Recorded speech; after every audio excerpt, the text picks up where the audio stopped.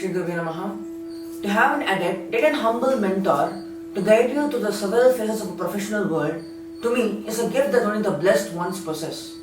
And I feel really proud to say I am one of those lucky few. While I had never dreamt of Sri Maniam Selven to be my guru, I must agree that without God's direction, I would have never got exposed to Sir's paintings and started following them. My father used to collect images from various magazines like Anand Vigadan, Amul Surabhi, and books that published stories illustrated by Sri Maniam Selven. In one such occasion, he discovered two books, Avatar Purushan and Sundara Kandam, both illustrated by my guru. Observing this, he gave me an idea to render some of Sir's drawings in those books, resulting in a sequence of drawings depicting the scenes from the tales of Sri Rama. Among the series of paintings I drew, I personally loved the Vishwarupam, where Lord Hanuman shows his humongous figure to Sita. An experiment of his style soon became an exploration of his technique, resulting in the creation of my first plagiarized art project, the epic Ramayana. I would even go to extreme levels by reproducing his signature. The elegance of his calligraphic Tamil signature was a masterpiece in itself.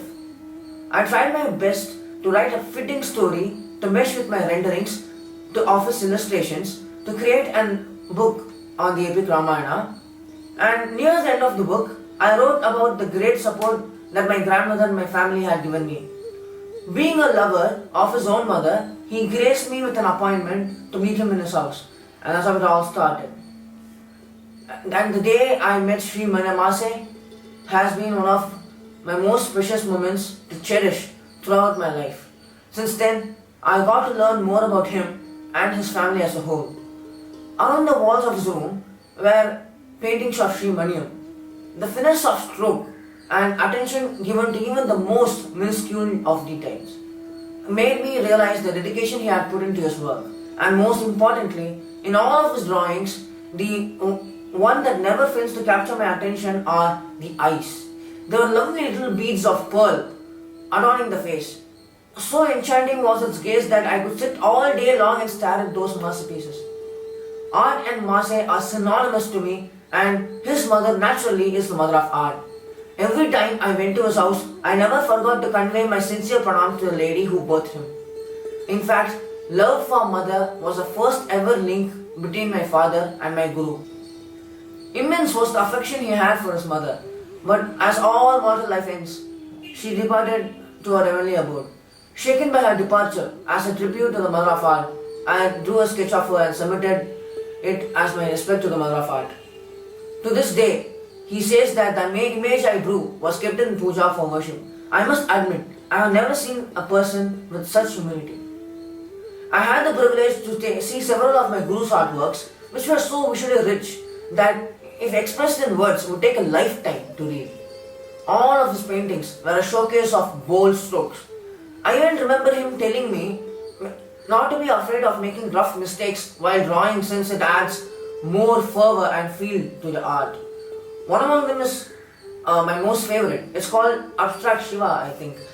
It's a painting of Lord Shiva in his dancing pose. There are two things that are special about this painting.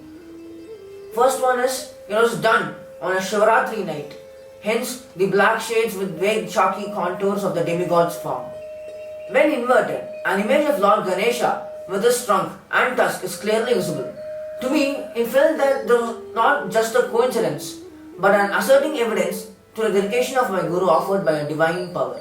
While I showered with a whole lot of accolades, I had the opportunity to be present in one of such felicitations.